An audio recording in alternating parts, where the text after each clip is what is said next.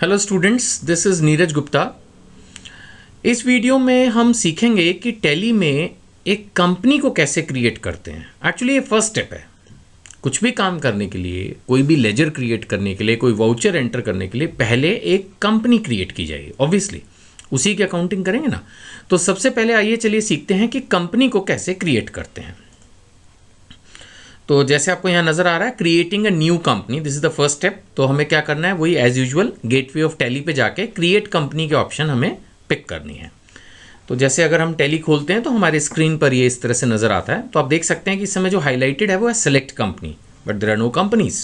So first we have to create a company. तो हम इसमें नेविगेट करेंगे, यानी एक तरह से टैली के इस सॉफ्टवेयर में ऊपर नीचे जाना, जहाँ जाना चाहते हैं उसको हम कह सकते हैं नेविगेट करना, नेविगेशन। तो इसके लिए जैसे कि मैंने असाइनमेंट में दिया है, आपके पास 4 ऑप्शंस हैं, है ना।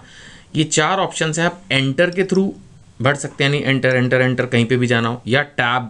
अब थोड़ा सा इसीलिए मैंने आपको कहा था कि अगर आप टैली सॉफ्टवेयर सीख रहे हैं तो मैं ये मान के चलता हूँ कि आपने MS वर्ड एटलीस्ट सीख रखा है, क्योंकि उससे थोड़ी बहुत टाइपिंग करना, कोई चीज़ लिखनी हो, और एटलीस्ट आपकी जो लैपटॉप की या PC की जो कीबोर्ड है उससे आप फेमिलियर हो चुके हो। तो अभी टैब की को भी आप यूज़ कर सकते हैं। एरो कीज़ जो पेज अप, पेज डाउन, है ना, इस तरह से वो दी रहती हैं अप डाउन करने के लिए, जैसे कि आप वो गेम्स में भी आप यूज़ करते हैं। उसी तरह की कीज़ जो हैं आपको वो आपके कीबोर्ड पर भी दिखती हैं, तो उसको यूज़ कर सकते हैं, या फिर माउस का क्लिक तो ऑप्शन है ही है ना। तो उसके बाद जो वेरियस स्क्रीन ऑप्शंस हैं उनको एक एक करके समझेंगे। पहले हम वापस चल के इस चीज़ को देखते हैं। तो जैसे मैंने कहा हमें क्रिएट कंपनी करना है, तो ये मैं फिलहाल एरो की से नीचे आ रहा हूँ। सेलेक्ट कंपनी, लॉगिन, ये इस तरह से करके मैंने ये एरो की यूज़ की है, पेज डाउन की, और मैं क्रिएट कंपनी ऑप्शन पे पहुँच गया। ये हाईलाइट है। इसमें आप देख रहे हैं मैं C प्रेस करूँगा तो भी हो जाएगा, और अगर मैं इसको एंटर करूँगा तो भी हो जाएगा।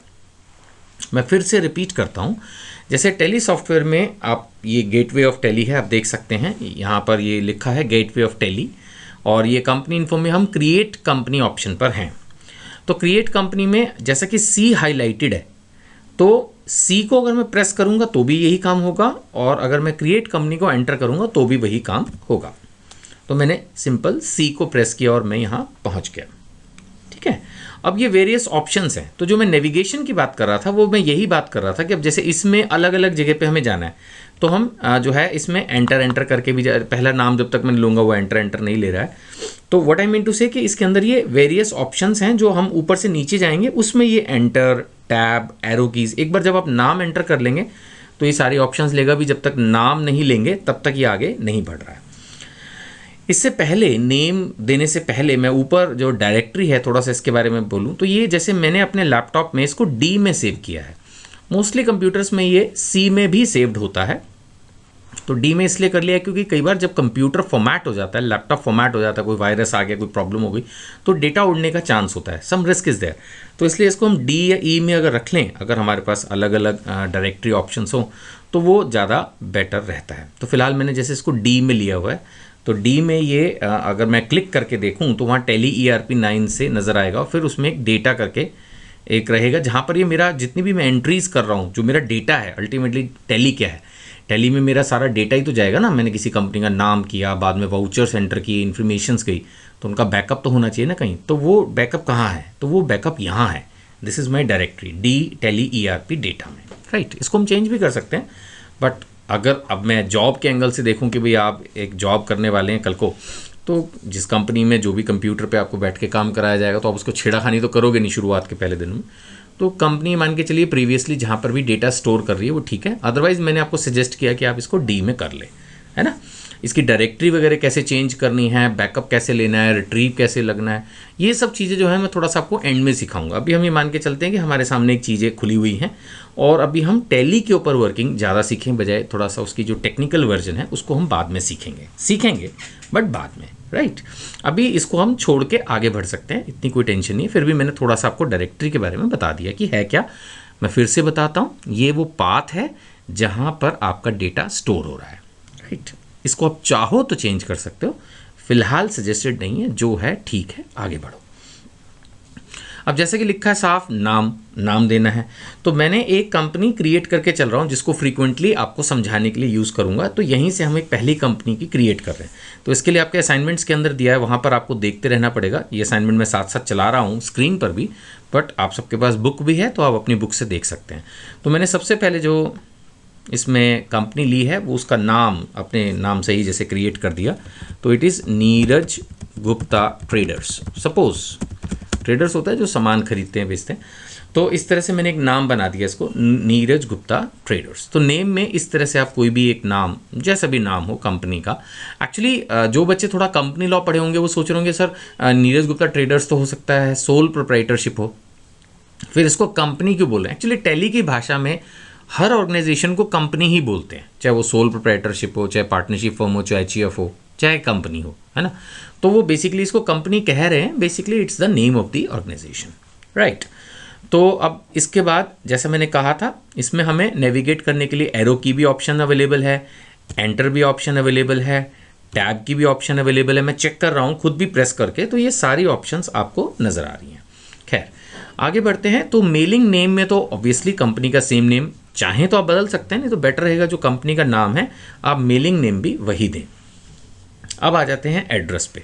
तो एड्रेस एग्जाम्पल के लिए मैंने फ़िलहाल अपने ऑफिस का ही एड्रेस इसमें आपको दे दिया है, C7/188 सेक्टर 7। ये बहुत सावधानी से भरना चाहिए क्योंकि इस तरह की चीज़ें आप जो है, वैसे मैं बाद में इसमें कंपनी के डेटा को ऑल्टर करना भी सिखा दूंगा आपको, दूसरी कंपनी इसका डेटा क्रिएट करके ऑल्ट्रेशन में आपको सिखा दूंगा। ऐसा कुछ नहीं है कि एक बार भर दिया तो कोई प्रॉब्लम आ जाएगी, डेटा वेरी मच ऑल्टर हो सकता है, लेकिन बेटर रहता है कि हम उसको एक बार में ही ठीक भरें, क्योंकि फिर यही मेलिंग एड्रेस है। कल को कोई भी मेल जानी है, मतलब कोई पोस्ट करना है कुछ है, तो टैली से भी कुछ इन्फॉर्मेशंस निकलती हैं, तो एक बार में ही वो करेक्ट डेटा रहे तो अच्छा रहता है। सो इसका मैंने एड्रेस दे दिया जो कि बेसिकली हमारे अपने कोचिंग इंस्टीट्यूट NGPA कॉलेज का एड्रेस है, C7/188 sector 7 Rohini Delhi. Suppose जैसे मैं हमारी बिल्डिंग के नाम के आगे हम NGPA कॉलेज लिखते हैं, तो मैं यहाँ पर वो NGPA वर्ड भी ले लेता हूँ, NGPA C7/188 sector 7 Rohini Delhi, right. तो अब हम इसको आगे बढ़ते हैं। तो ये एड्रेस मेरा यहाँ कंप्लीट हो गया है। कंट्री ऑब्वियसली बाय डिफ़ॉल्ट ये इंडिया ही ले रहा है, हम इंडिया में ही अकाउंटिंग सीख रहे हैं, तो इसमें कोई खास ज़रूरत नहीं है। स्टेट का जहाँ तक सवाल है, अब मैं एरो की से सेलेक्ट करूँगा, मेरे ख्याल से ये कोई बहुत टेक्निकल काम नहीं है। दिल्ली पिन कोड आपको दिया हुआ है, इट इज़ 110085। ये 6 डिजिट का पिन कोड होता है। जिस भी कंपनी को आप क्रिएट करें, कोशिश करें उसका पिन कोड एंटर जरूर करें। डेटा जब भी कभी रियल लाइफ में आप अकाउंटिंग कर रहे हैं, क्योंकि पिन कोड से ही पोस्टल जो है एड्रेस कंप्लीट माना जाता है। अब इसमें हम देखें तो फ़ोन नंबर है, तो मैंने आपको एग्जांपल के लिए अपने ऑफिस का फ़ोन नंबर दे दिया है, तो ये मैंने इसमें एंटर कर दिया। इसी तरह से मोबाइल नंबर मैंने अपना पर्सनल मोबाइल नंबर दे दिया आपको एग्जांपल के लिए, तो ये हमने 9599222549 ले लिया। फैक्स नंबर ये हमारे पास है नहीं, तो इसको आप दोबारा से एंटर करेंगे नहीं, कि आप ब्लैंक भी छोड़ सकते हैं, ऐसा कोई कंपल्सरी नहीं है कि हर चीज़ होनी ज़रूरी है। तो इस तरह से हो गया। ईमेल, अब ईमेल में भी देखिए 2 तरह की ईमेल आईडीज़ होती हैं। एक ज़्यादातर लोग जीमेल की आईडी यूज़ करते हैं, बट बहुत सारी जगह क्या होता है ऑफिशियल ईमेल आईडी की रिक्वायरमेंट रहती है।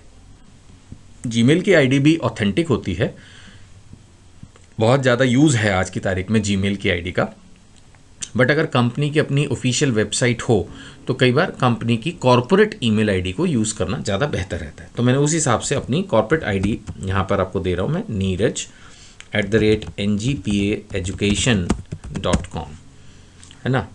तो ये आ गया करेक्ट, ये मेरी ऑफिशियल ईमेल आईडी आ गई, neeraj@ngpaeducation.com। आप जानते हैं ईमेल टाइप करने में बहुत ध्यान रखना पड़ता है, अगर एक शब्द की भी गलती होगी तो वो ईमेल बाउंस हो जाएगी। इसी तरह से हमारी वेबसाइट है www.ngpaeducation.com। आप बोलेंगे सर ऊपर आप लिख रहे हो नीरज गुप्ता ट्रेडर्स, नीचे दे रहे हो एजुकेशन की। अब वो समझाने के लिए, एग्जाम्पल के लिए मैं ऐसा कर रहा हूँ।